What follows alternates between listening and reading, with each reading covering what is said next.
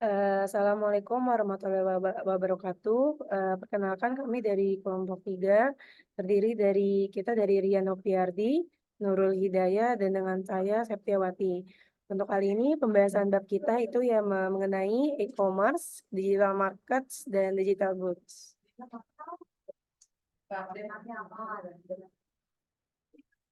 Boleh next slide.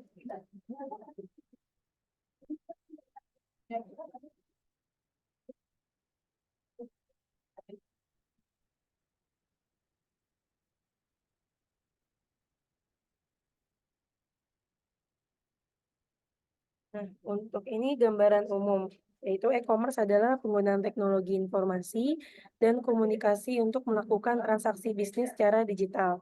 Bab ini membahas tentang pasar digital dan barang digital termasuk definisi dan jenis e-commerce, pasar digital, dan barang digital. Boleh next slide. Di sini juga ada konteks organisasi. E-commerce dapat membantu organisasi untuk menjangkau pasar yang lebih luas. Lalu e-commerce dapat meningkatkan efisiensi dan produktivitas. Lalu e-commerce juga dapat meningkatkan kualitas layanan. Di sini dimaksudkan yaitu bab ini relevan untuk kebutuhan dan strategi organisasi karena ini juga menjangkau pasar yang lebih luas. E-commerce memungkinkan organisasi untuk menjangkau pelanggan di seluruh dunia tanpa dibatasi oleh lokasi fisik. Lalu di sini juga bisa meningkatkan efisiensi dan produktivitas. E-commerce dapat membantu organisasi untuk menjalankan bisnisnya dengan lebih efisiensi dan produktif, seperti dalam pemasaran penjualan dan layanan pelanggan. Boleh di next slide. Di sini ada dari implementasi pada organisasi. Yang pertama, kita membangun situs web e-commerce. Lalu yang kedua, menggunakan media sosial untuk pemasaran dan penjualan. Atau di sini bisa disebut juga untuk advertising dari e-commerce sendiri. Lalu juga kita menerapkan teknologi cloud untuk mendukung e-commerce. Dari slide ini, implementasi pada organisasi yaitu beberapa cara untuk konsep-konsep dalam bab ini juga organisasi meliputi yang pertama bangun situs web e-commerce, yaitu situs web e-commerce adalah platform utama untuk menjalankan bisnis e-commerce. Di sini kita harus pastikan situs web e-commerce kita memiliki desain yang menarik dan mudah digunakan oleh user. Lalu juga kita menggunakan sosial media. Media sosialnya itu alat yang ampuh untuk menjangkau untuk pelanggan dan mempromosikan bisnis e-commerce kita. Kita juga bisa menggunakan media sosial untuk membangun kesadaran branding, mendorong penjualan dan mengembangkan komunitas pelanggan. Lalu untuk menerapkan cloud. Teknologi cloud dapat membantu kita untuk menjalankan bisnis e-commerce dengan lebih efisien dan hemat biaya. Kita juga menggunakan teknologi cloud untuk menyimpan data, mengelola infrastruktur, dan menganalisa data e-commerce kita. Boleh di next slide.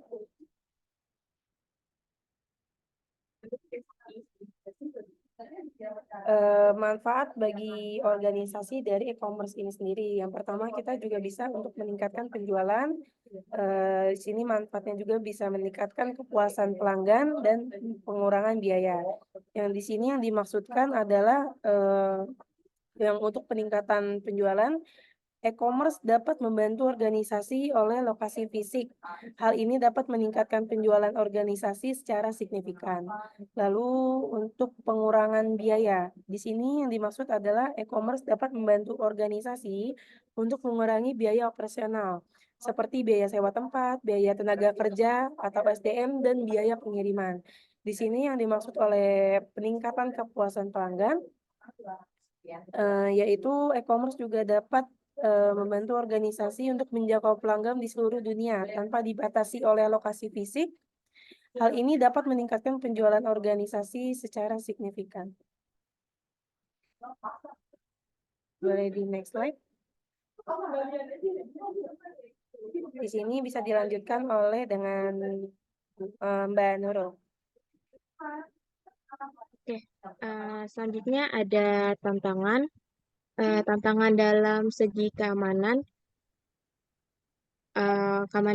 keamanan data adalah salah satu tantangan utama dalam e-commerce.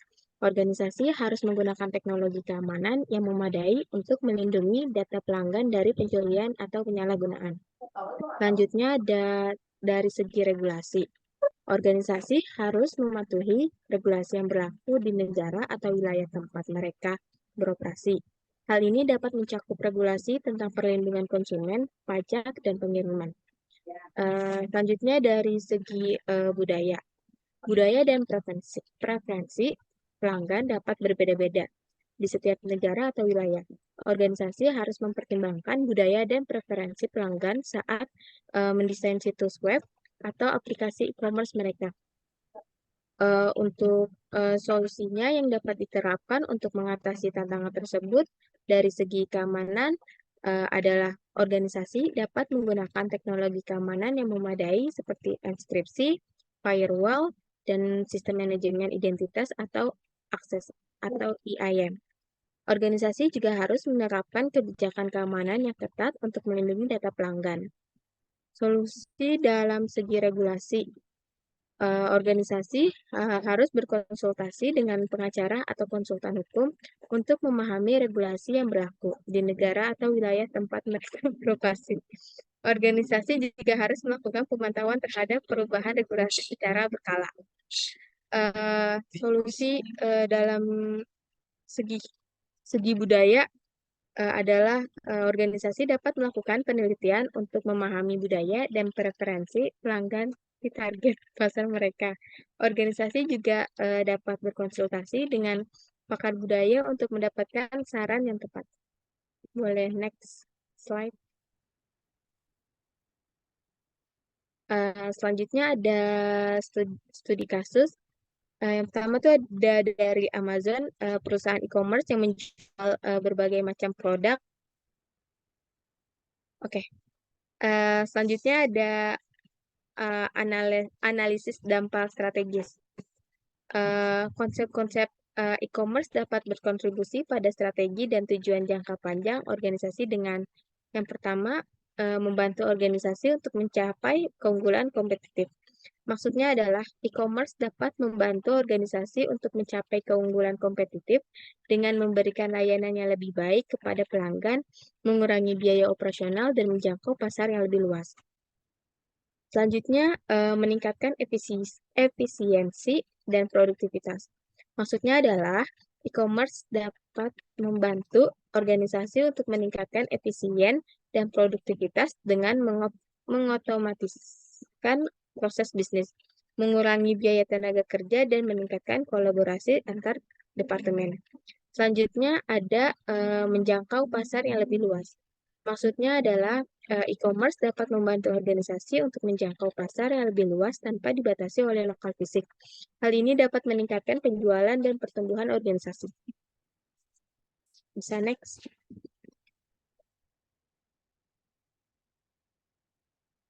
Oke, selanjutnya akan dijelaskan oleh Mas Rian.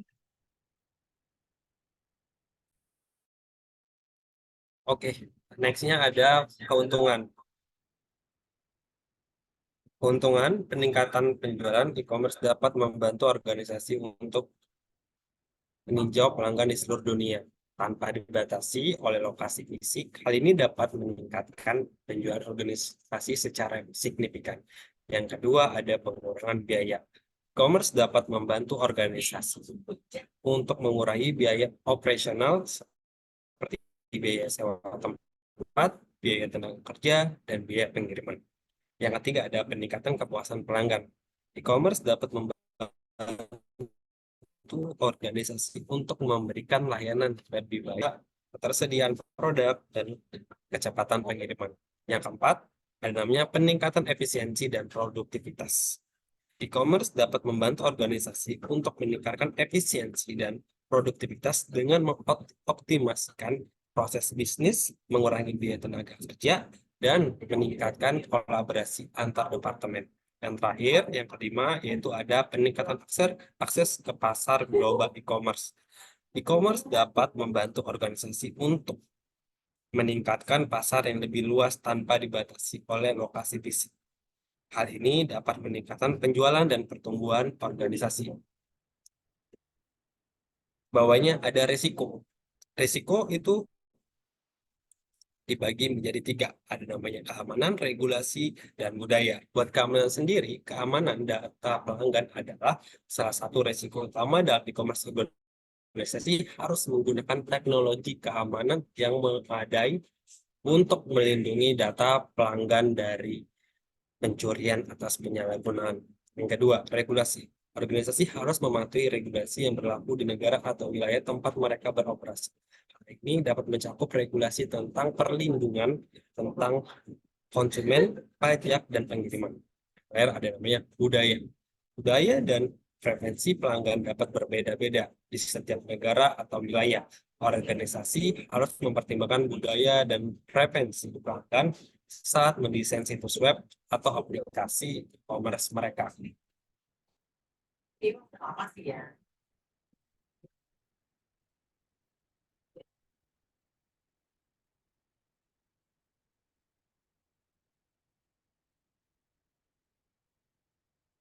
Nextnya ada rekomendasi. Rekomendasi organisasi yang berencana menerapkan konsep e-commerce disarankan untuk pertama, melakukan penelitian dan analisis mendalam.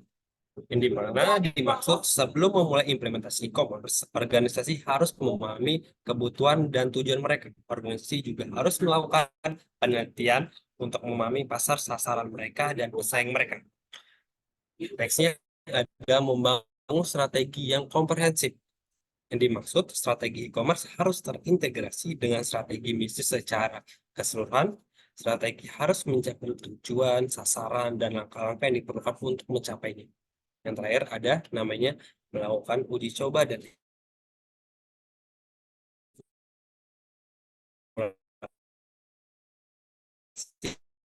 secara berkala. Organisasi harus melakukan uji coba untuk memastikan bahwa organisasi juga harus melakukan evaluasi secara berkala untuk mengukur kinerja suatu e-commerce mereka dan mengidentifikasi area. Ini kami akan melempar pertanyaan kepada viewers. Yang pertama, ada apa pendapat Anda tentang e-commerce untuk organisasi menerapkan e-commerce? Yang terakhir, apa saran Anda untuk organisasi yang berencana menerapkan e-commerce? Boleh dijawab pertanyaan di atas, dijawab di kolom box komen. Yang terakhir, penutup. E-commerce adalah tren yang semakin berkembang dan menawarkan banyak manfaat bagi organisasi. Organisasi yang memanfaatkan konsep e-commerce dapat meningkatkan penjualan, mengurangi biaya, meningkatkan kepuasan pelanggan, dan mencapai keunggulan yang kompetitif. Berikut kita sampaikan tentang pembahasan tentang e-commerce. Terima kasih. Saya akhiri.